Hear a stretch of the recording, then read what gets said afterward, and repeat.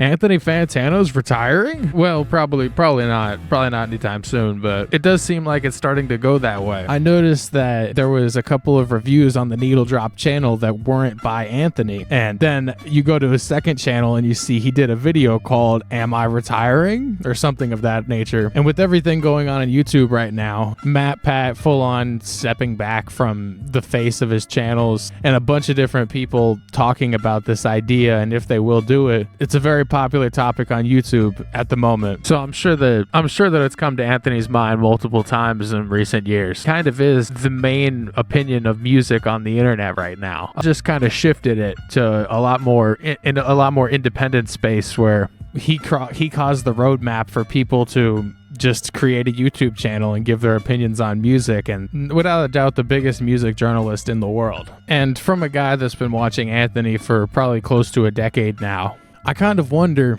would old Anthony Fantano kind of hate the Anthony Fantano that we know today?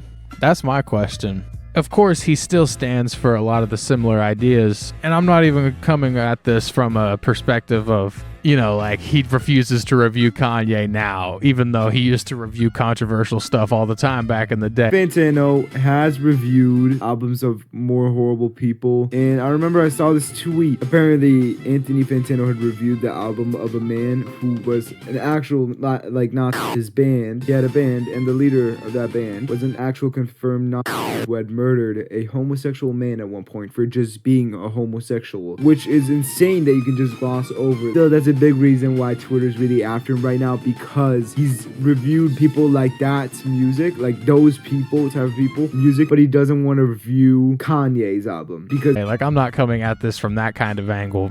It's more like Anthony started his whole channel, his whole purpose, as he talks about in his retiring video. I mean, it really has a lot to do with my philosophy around starting this YouTube channel to begin with. My feelings that the world of music criticism and music journalism broadly at the time was just too formal, was not very great at communicating to listeners in a direct and engaging way. It was to kind of shift what music journalism on the internet was. And he was successful in doing that. He made it a lot more genuine, people actually talking about the stuff that they're passionate about and what they care about, and not just somebody punching a time clock and crapping out an essay that could potentially destroy an artist's whole livelihood just because of one review.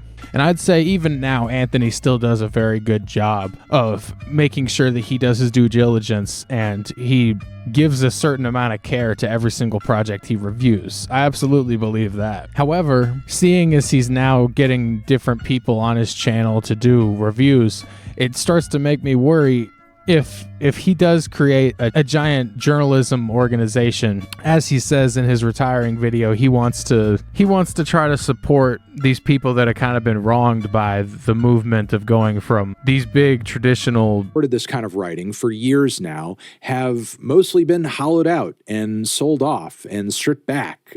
Countless people fired and laid off who genuinely before those layoffs did great work. So I figure, why not remedy that at least a little tiny itty-bitty bit in my own way by allowing others who have different opinions than mine and different recommendations than what I would make come on and praise an album that they think is really great. And so I definitely see his motivations are good and pure here by trying to give jobs to people that still care about music and want to give their opinions on it. But I feel like this might be a slippery slope. Just my opinion, but I kind of wonder if this goes on long enough. And yeah, of course he's going to specifically and individually curate whoever goes on his channel. But I could totally see, shoot, even if it's 5-10 years time from now, he ends up becoming the exact monster that he wanted to destroy in the early part of his career. He becomes that big organization. The TheNeedleDrop becomes that big organization that just employs people to crap out articles and blogs shitting on artists that they didn't even do their due diligence. They didn't even do the homework. They didn't even give an amount of care that Anthony would when doing reviews. And the exact same problem just starts again. I don't want to come off like I'm trying to I don't want to come off like I'm trying to tell the future, fortune tell, or misfortune tell, honestly. But I can't help but see this. Since the moment this has happened, this is just how I feel. This is what I think. Not to shit on Anthony. It seems like he's doing this from he has pure and honest intentions with this. And we can't genuinely expect this man to review music for the rest of his life. I mean, sure, he could, but does he want to? We kind of have to respect his feelings on something like this. No matter which way you look at it, definitely don't come after Anthony in some sort of negative way.